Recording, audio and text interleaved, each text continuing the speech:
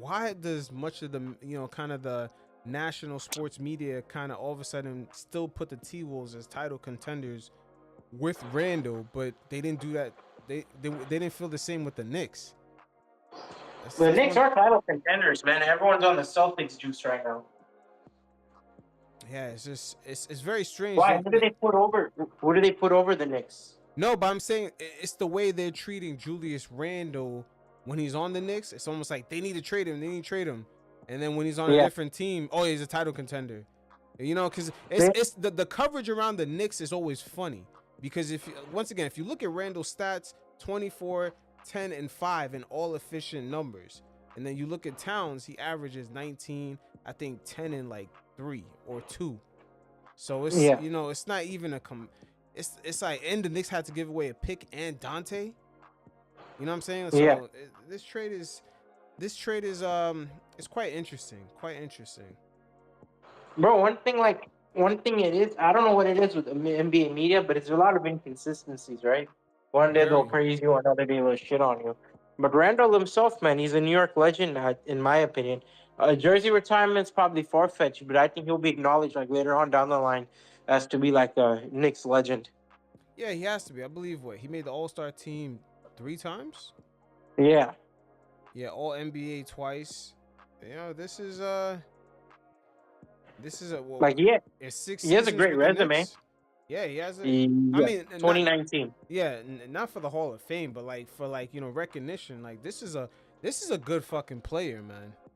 This is a good Oh, player. 100%. I mean, dude, he came in when nobody wanted to come in with the Knicks. And that was the offseason. They made a bunch of retarded moves. You remember they had Marcus Morris, Bobby Portis, Julius Randle. Like, nobody could make sense of what the Knicks were doing that offseason. And he was able to kind of change it around, And let's be honest, like, the talent around him, they weren't really anything great. Like, besides, like, Brunson later on. Who can you really name? Alfred Payton? Well, D Rose, that's the guy you can praise, but come on, he's like at the end of his career.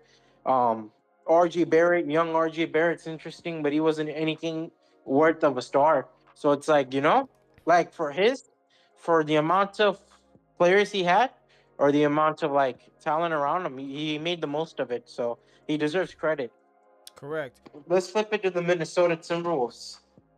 Well, like I think what they did, they bought flexibility, right, Or to keep Anthony long terms. much Like, flexibility. yeah, because Randall's what? This is his final year of his contract, and then he could either like opt in or decide to leave. If he opts in, they could trade him too if he has a really good season. Like this gives them a lot of flexibility. I think it ensures Nas Reed's future because dude, eventually he was going to be a starter, right? Like I doubt Mhm. that guy wants to be like a six-man of the year his whole career. So I think it guarantees that he will be start off. He will become the second option eventually. Like they'll mold him into the second option. Hopefully McDaniels is able to make a jump that we're hoping for. Like Now, I think he, wait, hold on, my bad. Let me ask you about Nas Reed since you mentioned him. Now, do you think they yeah, doubled down on Nas Reed? double down on, yeah, 100%. He had a good postseason. He's shown to be a good defender and a good offensive player. Like I'll even argue, he had a better postseason than Karl Anthony Towns.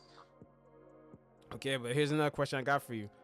Now, what about the spacing? This is gonna be interesting for Edwards. You got Nas Reed up in there. You got Randall up in there. Yeah, This is Towns kind of like spread it out a little bit. This yeah, he is spread it out. And you're kind of like now the banking is like, yeah, you need an inconsistent 3-point shooter and Jaden McDaniels to be consistent too, right? So there's a lot of questions that go around that. But one thing I got to give credit is I think now you have a second playmaker in Julius Randle. and you got So and if you the got shots go Dante. in, You got Dante to shoot the threes, but yeah, they better hope that stays consistent. 100%. I think their bench has improved a lot too. J, you got Dante and Nas Reed Yeah, you and got Nicole Alexander Dillingham. Walker. Yeah, Dillingham. So they have a lot of assets in that regard. Like I don't think this is a complete loss, but I think this is a team you just kind of watch and hope it makes sense in the regular season because on paper it makes zero sense. Yeah, it's so crazy that they're still over the the second apron even after this trade. Oh yeah, Yeah, it's this. an expensive team, bro. Like this was expected, right?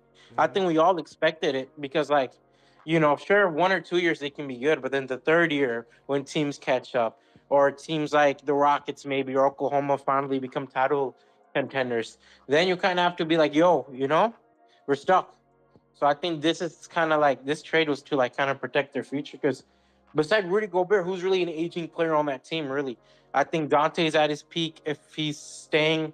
I don't know how like his contract situation is. Obviously, Rudy, Anthony's young and Nas is young. yeah, Rudy's contract is interesting because he has a player option for next year, so he could opt Yeah, out of that and actually try to get a longer term deal. yeah, So I mean, and he'll probably get paid because he just came off of a Defensive Player of the Year in this contract, right? yeah. Yeah. This team is still super expensive. I'm just wondering